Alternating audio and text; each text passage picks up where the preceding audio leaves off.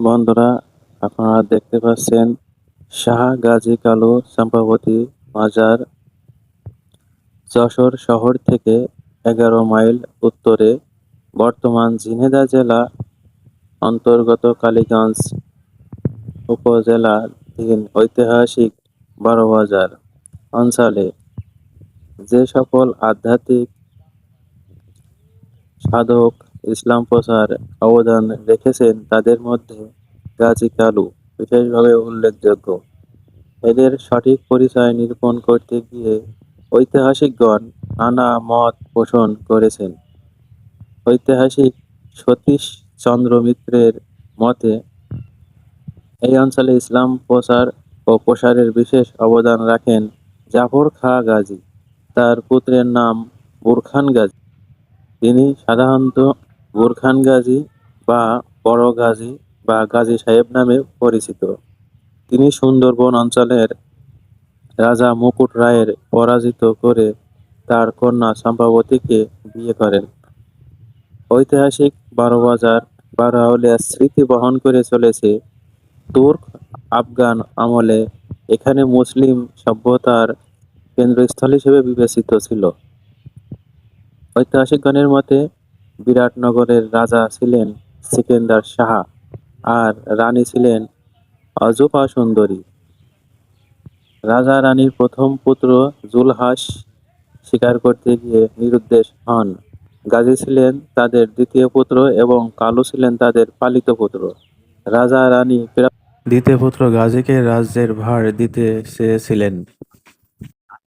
বন্ধুরা, আমি যে ইতিহাসটা আপনাদের সামনে উপস্থাপন করলাম তা মাজারের সামনেই এই ফলকে লেখা ছিল, তাই তুলে ধরার চেষ্টা করলাম।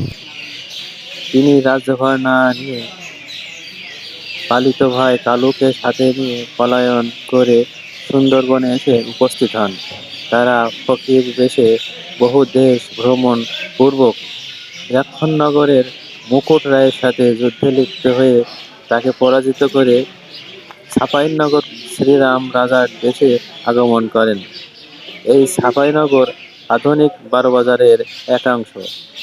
ঐতিহাসিক এফ এম আব্দুল জলিলের মতে গাজী পৈতৃক বাসভূমি হতে পলায়নপূর্বক বহু জনপদ ভ্রমণ করে ছাপাইনগরের শ্রীরাম রাজার দেশে অসাধারণ আধ্যাত্মিক শক্তির প্রভাবে ইসলাম প্রচারে আত্মনিয়োগ করেন।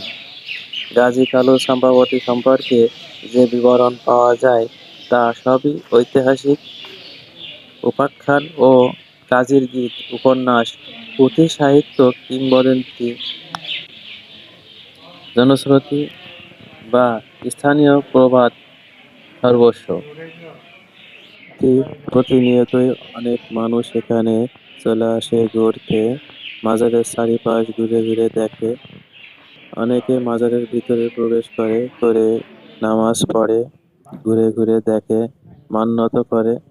শাহ কালুর মাজারে তিনজন আছেন শায়িত।